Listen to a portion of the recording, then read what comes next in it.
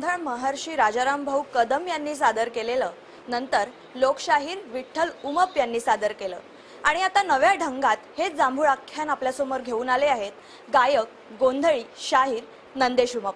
जांभूळ आख्यान तुमच्या दृष्टीने काय आहे? जांभूळ आख्यान हे माझ्या आयुष्यातलं एक फार गोड फळ आहे, जे आपण खूप मेहनत करून मग आपण म्हणतो ना की फळ मिळेल, चांगलं करा फळ मिळेल।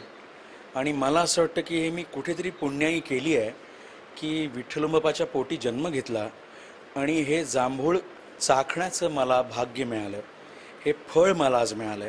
आणि या फळाची मला माहीत नाही, पण कदाचित माझ्या लल्लाटी लिहिलं असावं आणि बाबांच्या नंतर मला ते करावंसं वाटलं, केवळ आपल्या सगळ्यांच्या प्रेमामुळे आणि बाबांच्या आशीर्वादामुळे मी इथे उभा आहे।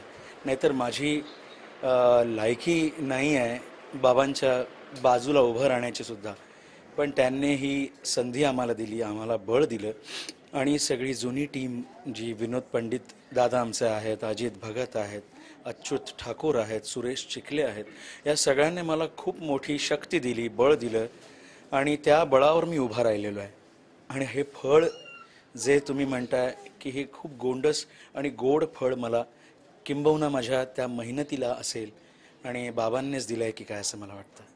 म्हणजे आणखी एक प्रश्न, म्हणजे जांभूळ आख्यान करताना बाबा 46 वारांचा हा अंगरखा घालायचे, आता या पोशाखामध्ये तुम्ही काय बदल केला आहे की तशाच प्रकारचा 46 वारांचा आहे की अजून काही? नाही, ही शॉल बाबांची तसची तशी आहे, ह्या कवड्यांच्या माळा बाबांच्या तसच्या तशा आहेत, ही टोपी बाबांची आहे, हे पायामध्ये माझ्या चाळ आहे जे बाबा माझे बांधायचे, हे तसच्या तसेच आहे, मी याच्यात काही बदल केलेला नाही। पण इतर सगळ्यांचे कॉस्ट्युम्स नवीन आहेत, पण माझ्या बाबाचं तेच, माझी बाबाची ऊब मी घेऊन काम करतोय, कारण त्याशिवाय नाही तर मी उभा राहणार नाही। एका झाडाला एक फळ लईच निर्मळ हन दिठी गाभुळल हन कर्णाला पाहून द्रौपदीचं मन पाहून कर्णाला